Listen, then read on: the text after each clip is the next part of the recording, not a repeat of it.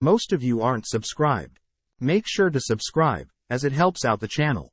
Without further ado, carrying Mio, Makoto runs alongside the adventurers, who demand that Makoto save them. Annoyed, Makoto suddenly hears Tomo's voice, chatting via telepathy. Asking if Tomo knows who the attackers are, Makoto asks if Tomo can help out, but Tomo refuses, jealous that Makoto is on a date with Mio, going as far as to hold her hand. Explaining his situation, Makoto says he'll allow Tomo to pursue katana making and rice farming as hobbies if she helps out, which she immediately agrees. Immediately coming up with an idea, Tomo asks Makoto to create a smokescreen, where Tomo can then create and drag the adventurers into the demi-plane via mist, where they'll visit the illusionary city, both protecting them and getting rid of them.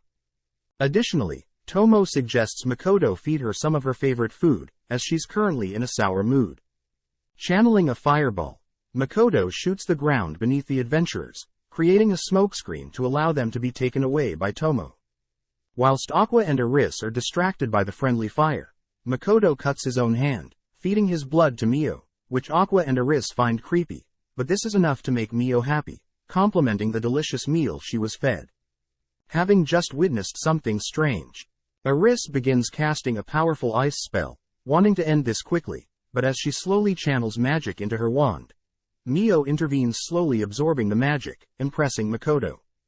Following up, Makoto casts a bright beam of light, using it to distract Aqua and Aris, giving Makoto the opportunity to destroy Aqua and Aris's wand and bow, but to be safe, Mio ties them up. Whilst this is happening, the adventurers are welcomed by Tomo's fragment, having successfully made it to the illusionary city. With Aqua and Aris now bound, Makoto can clear things up, stating that he has no intentions of stealing from this forest, and instead is willing to exchange items of equal value. Hearing this, Aris and Aqua introduce themselves, offering to lead them to their village, where the elder of the village will talk to Makoto. Moving deeper into the forest, Makoto and Mio are taken to the forest ogre village, but Makoto can't help but sense a barrier looming over this village, one that Makoto recognizes. As they walk through the village, Aris states that the barrier helps protect their home, along with the precious ambrosia flowers, but they soon reach the elder's house. Greeted by Nilgistory, the representative of the leaders, Makoto learns that these people in the forest don't consider themselves elves, but claim to be forest ogres, drawing strength from normal means, whereas elves draw strength from spirits. Just then, Nilgistory's son enters Adano, who glares at Makoto only to scold the elders for refusing to accept that they are elves, even though they are descendants of elves. The elders reason that forest ogres create the woods, compared to the elves who depend on them, but Adano states that is irrelevant, mentioning how a dragon barrier is weakening.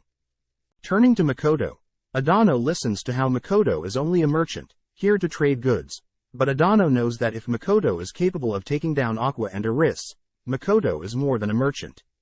As Adano leaves, Nilgistory apologizes for his son's behavior, asking that Mio and Makoto stay, asking the two more questions. Taken to their room, our duo learn that there will be a feast held for them, as an apology for keeping them here, but first Aqua and Aris want to introduce their master to our duo. Suddenly, a nearby wall is kicked in, allowing Mondo, Aqua and Aris's master, to appear. Spotting Makoto, Mondo reaches out to shake Makoto's hand, rubbing Makoto's hand, able to sense something leaking from them.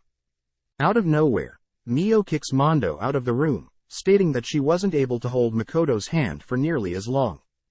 As Aqua and Aris check up on Mondo, Mondo notes how Mio is very strong, but more importantly, Makoto is concealing a powerful skill. Later that evening, Makoto chats to Mio privately, asking Mio to personally investigate Adano and Mondo, as Makoto has a bad feeling about the two.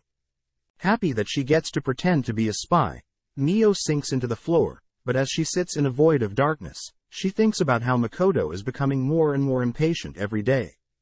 As Mondo walks through the forest, Mio is seen watching him from the trees, noting how Mondo has fully recovered from before, but most importantly, Mio suspects Mondo is possessed by something, holding herself back from devouring him.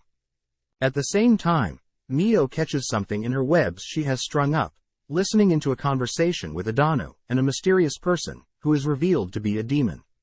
As Mio reports back to Makoto, Makoto asks that Mio and Tomo switch places, as he needs to confirm something.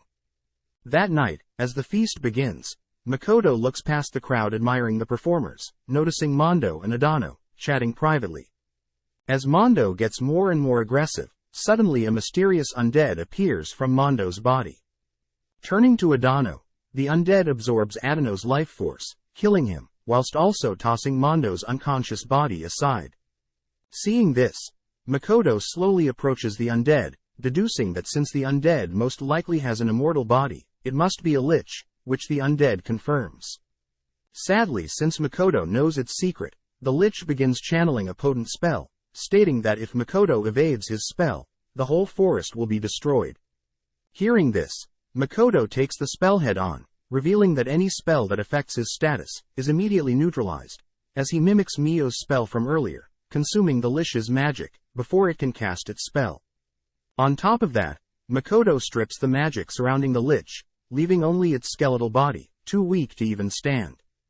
As a crowd forms, Tomo finally arrives, helping Makoto send the lich to the demi-plane, so Makoto can talk to it later. At the same time, the elders of the forest thank Makoto, revealing that they had planned to assassinate Makoto during the feast, but before they can continue, Tomo butts in, greeting Nilgistory. Tomo reveals that she was the great dragon that erected the barrier around this village, asking everyone to respect Makoto, as he is now her master. Returning to the demi-plane, Makoto begins interrogating the lich, learning that it wanted to study how the forest ogre operated, but Makoto is more interested in its reason for wanting to be immortal. The lich reveals that it's striving to become Grant. As they chat, the lich grows more powerless in the face of Makoto, recognizing his vast mana pool, along with his infinite potential, as the lich hears that Makoto wants to learn magic from him, confusing the lich as compared to Makoto he's nothing. Stepping in, Tomo states that she knows the lich's definition of a Grant as a being that can move to other worlds, without being stopped by the goddess of this world. But Tomo reveals that she only knows of a few Grants that have moved to another world, and decided to stay, as these other worlds were far too dangerous. Hearing this, Makoto realizes that his parents were Grants, having moved to Earth from this world. On top of that, Tomo tells everyone that there is less than a 10% chance of successfully moving to another world. Hearing this, the lich begins to despair, as there is almost no chance that he can become a Grant and visit another world. Seeing this, Tomo suggests that the lich becomes Makoto's servant, which Makoto agrees, offering to form a pact. Cutting to the adventurers, we see the three staying at a room assigned for them, humiliated as they don't want to accept equipment from monsters, but instead want to steal the valuable equipment. Back with Makoto, he is seen successfully forming a pact with the lich. Everyone is amazed to see that the pact has returned the lich back to its human form, a handsome red-haired man. With the lich marking the third servant for Makoto, the girls begin trying to boss the lich around, but suddenly Tomo is struck by a powerful force, falling to the ground, as she apologizes for making a mistake, bleeding from the head. Thanks for watching. Subscribe, like and comment.